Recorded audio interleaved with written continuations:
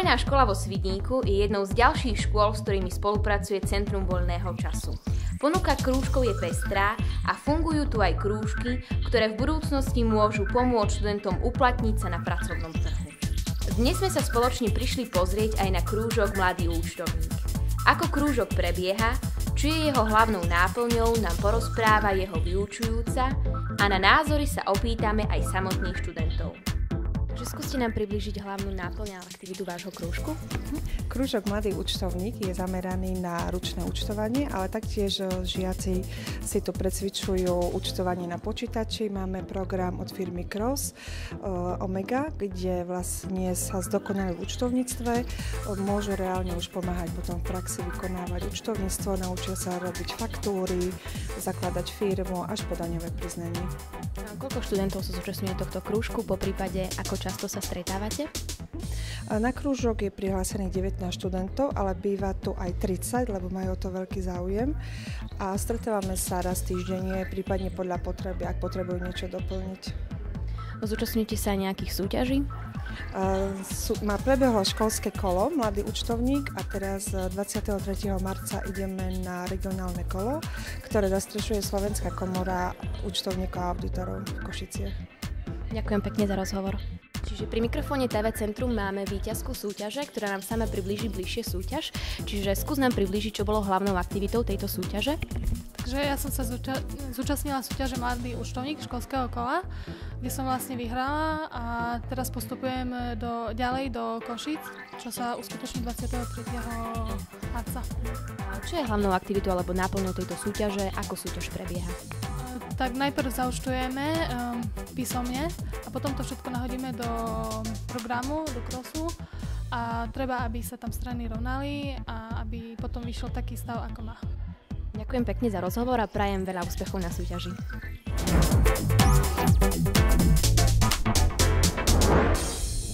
S projektom Comenius sa stretávame aj na Spojenej škole vo Svidníku. Naša kamera zachytila aktuálnu tematiku súvisiacu s blížiacou sa Veľkou nocou, a to je maľovanie veľkonočných vajíčok. Aktuálne informácie z činnosti fungovania a náplne krúžku prináša nasledujúci rozhovor. Takže dobrý deň, vítam vás pri mikrofóne TV Centrum. Ja by som vás poprosil, aby ste nám predstavili váš krúžok, na ktorom sa dnes nachádzame. Takže je to krúžok Imagine a je to krúžok, v ktorom vlastne spolupracujeme s deťmi od 1. ročníka do 4. ročníka.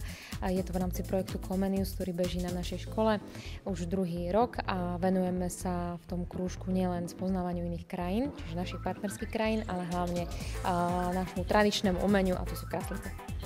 Vy ste spomínali, že ten názov má taký hlbší význam, každé písmenko má niečo iné, takže určite to zastrešuje širokú škálu činnosti. Áno, zastrešuje vlastne názov Imagine, keď si to povieme takto po každom písmenku.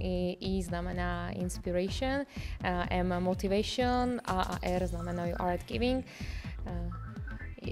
Ďalšie I je interesting, myslím. A potom nám ostalo ešte M, motivated a education na konci. Ďakujem pekne. Pri mikrofóne TV Centrum má jeden zo žiakov, ja ťa vítam.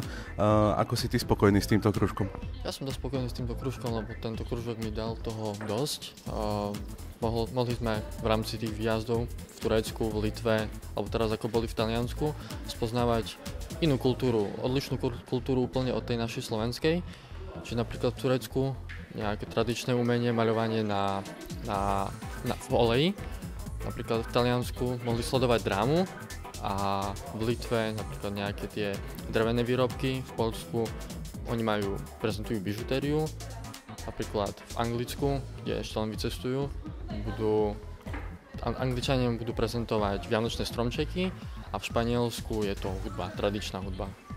Takže okrem toho, že len takto príjemne strávite čas v škole, máte možnosť aj vycestovať a spoznávať nových zaujímavých ľudí a novej kultúry. Áno. Môžeme si nájsť kopec nových priateľov a s ktorými ešte sme v kontakte aj doteraz. Ďakujem veľmi pekne. Na škole však nájdeme aj krúžok Body a Fitness, ktorý je zameraný na zvyšovanie kondície i telesnej zdatnosti. Viac sa o tomto krúžku dozvieme v nasledujúcom rozhovore s jeho vyučujúcim.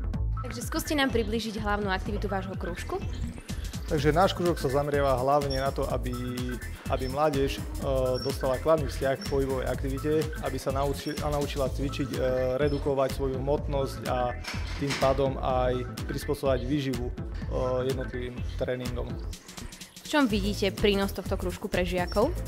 No, hlavný prínos tohto krúžku pre žiakov je, že na týchto hodinách vedia, ako majú cvičiť so svojím telom, vedia, akú záťaž majú svojmu telu dať a takisto vedia, ako sa majú stravovať. Tým pádom podľa týchto argumentov vedia aj vyhodnotiť a urobiť nejaký stravovací lístok alebo tréningový plán. Zúčastníte sa aj nejakých súťaží? Samozrejme, zúčastňujeme sa súťaží, sú to súťaže hlavne okresného kola, ktorá sa koná tu vo Svidníku na cirkevnom gymnáziu. Je tu už asi nejaký 12. 13. ročník, väčšinou ich vyhrávame, pretože máme chlapcov, ktorí sú kvalitní, chodia nielen na súťaže okresné, ale aj na európskeho a svetového šampionátu, čiže sú to hlavne v tlaku ščínkov, v tlaku lavičku ščínkov a takisto aj trojbojári, čiže máme úspechy. Skúste nám ešte priblížiť vybavenie vašej posilovne.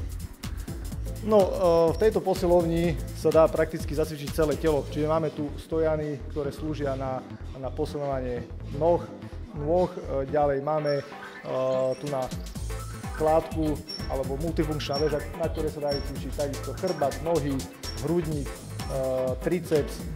Máme tu na takú funkčnú väžu, kde sa takisto dajú cvičiť ako chrbát, takisto aj brucho. Ďalej tam máme vlastne pre dievčatá nejaké tie bicykle a elektrický trenážer. Ďakujem pekne za rozhovor. A ja ďakujem.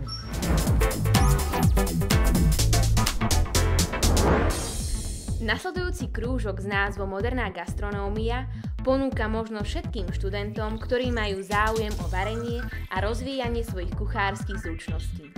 V rámci tohto krúžku zorganizovali súťaž Kuchár Hotelovej akadémie 2012. Viac sa o nasledujúcom krúžku dozviete v rozhovore. Pri mikrofóne TV Centrum máme riaditeľku Spojenej školy tu vo Svidníku, pani doktorku Máriu Makutovú. Dobrý deň. Ja by som sa vás možno opýtal, ako vy ste spokojná ako pani riaditeľka s napredovaním vašich žiakov, čo sa týka týchto praktických zručností? Ja sa môžem len tešiť, že naši manažéri v oblasti hotelových a reštauračných služieb sa venujú práve aj takýmto praktickým zručnostiam. Kolegynky zorganizovali vlastne prvý ročník súťaže Kuchár Hotelovej akadémie 2012. Je to predpríprava na súťaž Tatranský kuchár, ktorá bude v apríli v Hornom Smokovci. Výsledky môžete sledovať a vidieť sami. Prekvapili tvorivosťou, kreativitou, ale aj chuťou. To znamená, že tí naši prváci, druháci naozaj si vybrali školu, ktorá je podľa ich gusta, podľa ich snaženia a výsledky samozrejme sa ukazuje, ja sa tomu môžem len tešiť.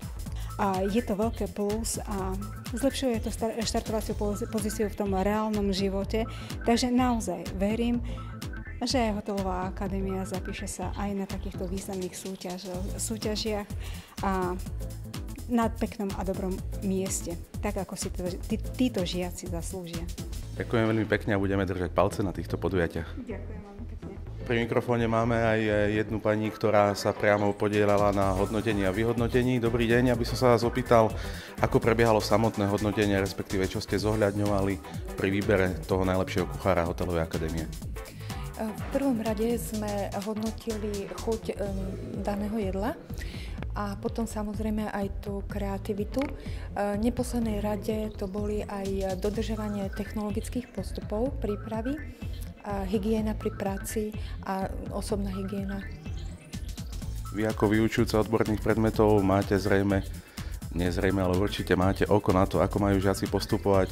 Ste spokojná s tým, čo predviedli počas tejto dnešnej súťaže? Vzhľadom na to, že to boli prevažne žiaci 1. a 2. ročníka, sme s pani učiteľkou aj s riaditeľstvom veľmi spokojní s úrovňou, ktorú predstavili.